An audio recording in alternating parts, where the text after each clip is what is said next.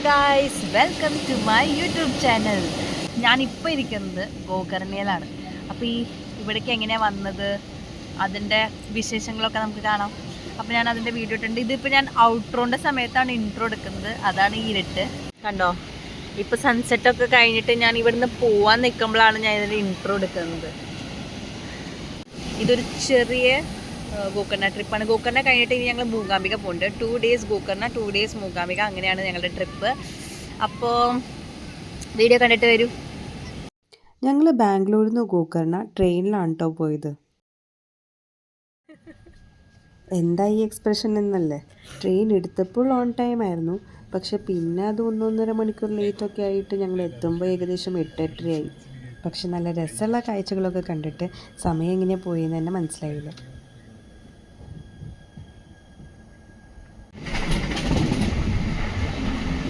നല്ല peak time ആയതുകൊണ്ട് ഞങ്ങൾക്ക് സ്റ്റേ ഒന്നും ബീച്ചിൻ്റെ സൈഡിൽ കിട്ടിയില്ല. അതുകൊണ്ട് ഞങ്ങൾ ഗോകർണ റോഡ് സ്റ്റേഷൻ്റെ അടുത്തുള്ളൊരു സ്റ്റേ ആണ് എടുത്തിട്ടുണ്ടായിരുന്നത്. പക്ഷെ അതൊരു വലിയൊരു മിസ്റ്റേക്ക് ആയിരുന്നു. കാരണം എല്ലാ സ്പോട്ട്സും സ്റ്റേഷനിൽ നിന്ന് വളരെ ദൂരെയാണ്. അതുകൊണ്ട് ബീച്ചിൻ്റെ അടുത്തുള്ള ഹോം സ്റ്റേയോ അല്ലെങ്കിൽ റിസോർട്ടോ അങ്ങനെ എന്തെങ്കിലും എടുക്കുന്നതായിരിക്കും ബെറ്റർ. ഞങ്ങളൊന്ന് ഫ്രഷൊക്കെ ആയി ബ്രേക്ക്ഫാസ്റ്റൊക്കെ കഴിച്ചിട്ട് ഒരു 2 സ്കൂട്ടിയൊക്കെ ഹയർ ചെയ്തിട്ട് ഞങ്ങൾ വന്നത് കുഡ്ലെ ബീച്ചിലേക്കാണ്. ഇതാണ് ഞങ്ങളുടെ ഫസ്റ്റ് സ്പോട്ട്. മോനെ, ഗോവയുടെ ഒന്നും അല്ല അതിൻ്റെ മുമ്പിൽ. ഇത്രയും ക്രിസ്റ്റൽ ക്ലിയർ ബീച്ച് എന്ന് പറയാം.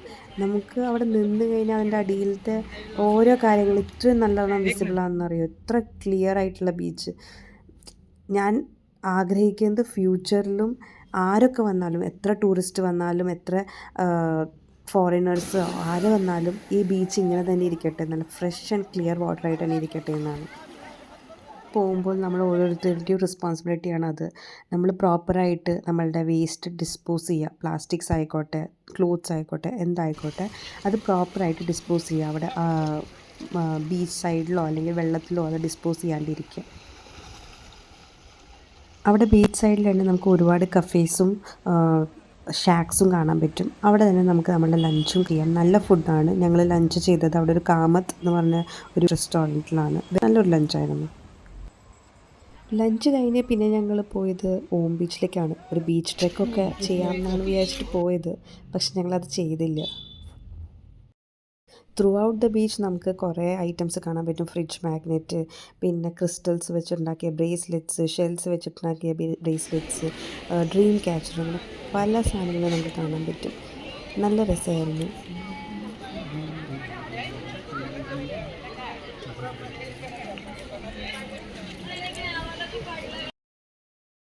Also golden hour worth seeing ആണ്. അതുകൊണ്ടാണ് ഞങ്ങൾ ബീച്ച് ട്രെക്ക് ചെയ്യാണ്ടിരുന്നത്. ഞങ്ങൾക്ക് ആ സൺസെറ്റ് മിസ് ചെയ്യണ്ടായിരുന്നു. അതുകൊണ്ട് ഞങ്ങൾ ഒരു റോക്കിൻ്റെ ഒരു ഏരിയ ഉണ്ടായിരുന്നു, ആ സൈഡിൽ പോയിട്ട് ഞങ്ങൾ നല്ലോണം കാം ആയിട്ട് സൺസെറ്റ് കണ്ടു. അതിൻ്റെ ഒരു ടൈം ലാപ്സ് കണ്ടോളൂ കേട്ടോ.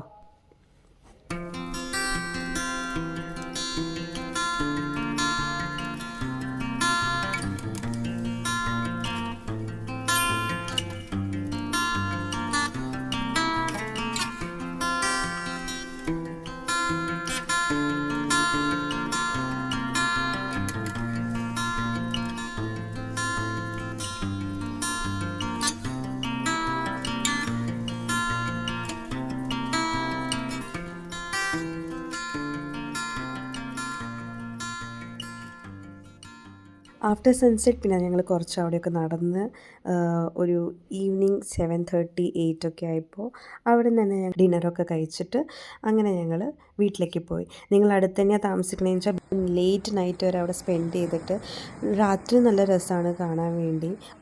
തിരിച്ചു പോകാനുള്ള വഴിയിൽ തീരെ സ്ട്രീറ്റ് ലൈറ്റോ കാര്യങ്ങളോ ഒന്നുമില്ല. അതുകൊണ്ട് ഭയങ്കര ബുദ്ധിമുട്ടായിരിക്കും പോകാൻ വേണ്ടി. ഇനി ഡേ 2 ആണ്. നെക്സ്റ്റ് ഡേ ഞങ്ങൾ പോയത് ഫസ്റ്റ് ഞങ്ങളുടെ അജണ്ടയിലുണ്ടായിരുന്നത് മഹാബലേശ്വർ ടെമ്പിളാണ്.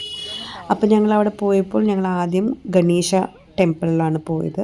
കാരണം മഹാബലേശ്വർ ടെമ്പിളിൽ ഭയങ്കര തിരക്കായിരുന്നു. അപ്പോൾ ഞങ്ങളത് ഫസ്റ്റ് ഹാഫിൽ ഞങ്ങൾ പോയില്ല. ഞങ്ങൾ ആക്ച്വലി അത് ഇനി കാണാൻ പറ്റില്ല എന്ന് തന്നെയാണ് വിചാരിച്ചിട്ടുണ്ടായിരുന്നത്.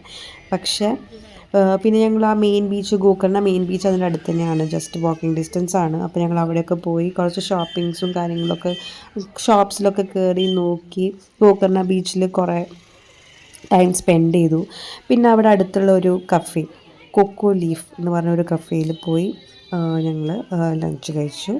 അത് കഴിഞ്ഞിട്ടാണ് ഞങ്ങൾ മഹാബലേശ്വർ ടെമ്പിളിൽ ലൈൻ നിന്നത്. സോ അപ്രോക്സ് 3.5 hour ഞങ്ങൾ ലൈനിൽ നിന്നു. എനിക്ക് തോന്നുന്നു ഒരു 9:30 കഴിഞ്ഞിട്ടും അവിടുത്തെ ലൈനിന് ഒരു കുറവുണ്ടായിരുന്നില്ല. ഞങ്ങൾ രാത്രി പോണായിട്ട് മുമ്പ് ഒന്ന് പോയി നോക്കിയിട്ടുണ്ടായിരുന്നു, കാരണം ഞങ്ങളുടെ കലീഗ്സ് അവിടെ ഉണ്ടായിരുന്നു. അപ്പോൾ ഞങ്ങൾ നോക്കിയപ്പോഴും 9:30 വരെ അവിടെ ഭയങ്കര ക്രൗഡായിരുന്നു. എനിക്ക് തോന്നുന്നു അത് കഴിഞ്ഞിട്ട് അവർ പിന്നെ കുറേ ആൾക്കാരെ തിരിച്ചു വിടണ്ടായിരുന്നു. 3 മണിക്കൂർ 4 മണിക്കൂർ നിൽക്കേണ്ടി വരും, കാരണം അവർക്ക് ക്ലോസ് ചെയ്യണമല്ലോ, അതുകൊണ്ട്.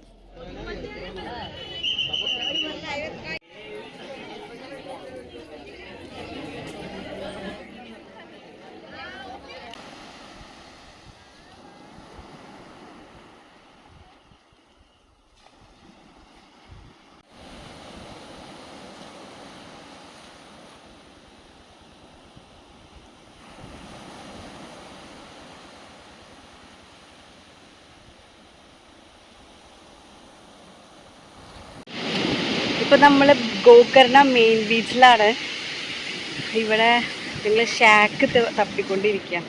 അപ്പോൾ ചാറ്റ്ജിപിടിനോട് ചോദിച്ചപ്പോൾ ചാറ്റ്ജിപിടി പറഞ്ഞു കൊക്കോ കഫേ റേറ്റിംഗിൽ നല്ലതാണ്. അപ്പോൾ അത് തപ്പിക്കൊണ്ടിരിക്കുക. കൊക്കോ ലീഫാണോ? Sorry, coco leaf. അപ്പോൾ അത് തപ്പിക്കൊണ്ടിരിക്കുകയാണ്. നല്ല നട്ടപ്പുറ വെയിലിൽ ഞങ്ങൾ തെണ്ടി നടക്കുന്നു ലഞ്ച് കഴിക്കാൻ വേണ്ടി. നോക്കട്ടെ.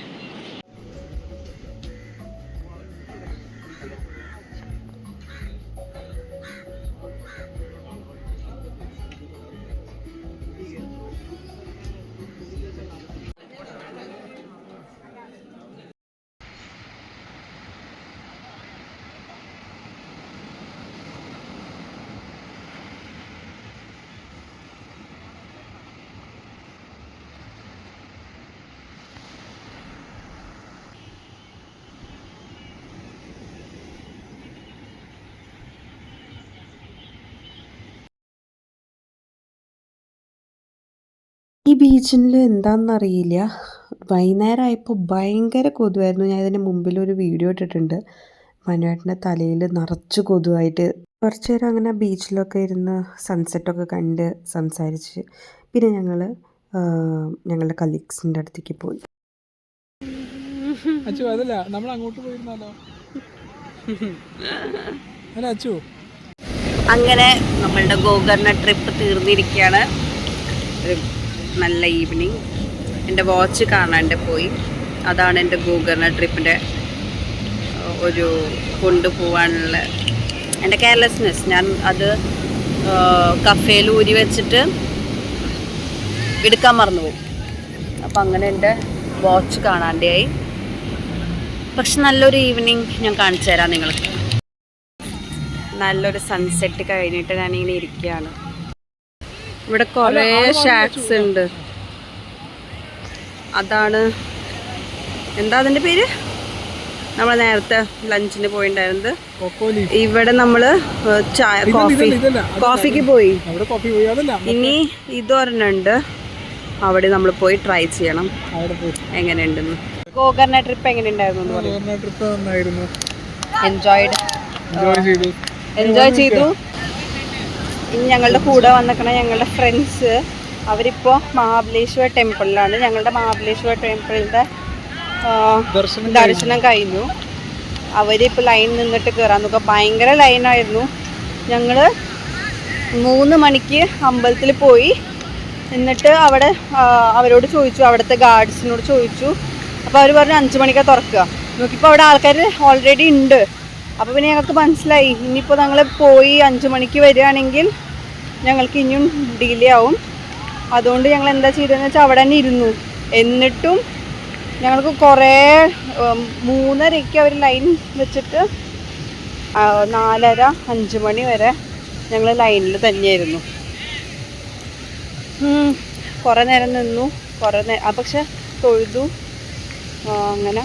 എന്നിട്ട് ഞങ്ങൾ ഇറങ്ങി ഇവിടെ ബീച്ച് സൈഡിലൊന്ന് കോഫിയൊക്കെ കുടിച്ചിട്ട് ജസ്റ്റ് ചില്ല് ചെയ്യാൻ വേണ്ടി ഈവനിങ് സൺസെറ്റൊക്കെ കാണാൻ വേണ്ടി വന്നിരിക്കുകയായിരുന്നു. ഇനി ഞങ്ങൾ പതുക്കെ അവരെവിടെയാണെന്ന് നോക്കാൻ പോകണം. എന്നിട്ട് അവരെ കണ്ടു കഴിഞ്ഞാൽ കുറച്ച് നേരം കൂടി എന്തെങ്കിലുമൊക്കെ ടൈം പാസ് ചെയ്ത് ഡിന്നർ കഴിച്ച് തിരിച്ചു പോവും. കാരണം ഞങ്ങൾ സ്റ്റേ എടുത്തത് റെയിൽവേ സ്റ്റേഷൻ്റെ അടുത്തായി പോയി. അതുകൊണ്ട് ഞങ്ങൾക്ക് കുറേ ട്രാവൽ ചെയ്തിട്ട് ഇങ്ങോട്ട് വരണം. ഭയങ്കര ബുദ്ധിമുട്ടാണ് അങ്ങനെ വരാൻ വേണ്ടി ബൈക്കിൽ. കാരണം കുറേ ഇങ്ങനെ നാരോ റൂട്ട്സ്. അപ്പോൾ രാത്രി സ്ട്രീറ്റ് ലൈറ്റ് ഭയങ്കര കുറവും പിന്നെ ഉള്ളിടത്ത് ഭയങ്കര ഡിമ്മായിട്ടുള്ള സ്ട്രീറ്റ് ലൈറ്റ് ആയതുകൊണ്ട് എന്താ പറയുക, എനിക്ക് കുറച്ച് ബുദ്ധിമുട്ടാണ് വണ്ടി ഓടിക്കാൻ വേണ്ടി. അപ്പോൾ ഞങ്ങൾ കുറച്ച് വേഗം ഇറങ്ങിയിട്ട് വീട്ടിലെത്താമെന്നാണ് വിചാരിച്ചിരിക്കുന്നത്. കാരണം ഞങ്ങൾക്ക് നാളെ കാലത്ത് 5:50 ട്രെയിനാണ് ടു മൂകാംബിക. അപ്പോൾ മൂകാംബികയിൽ വെച്ച് കാണാം ഇനി. ബൈ ബൈ പറയും. ബൈ.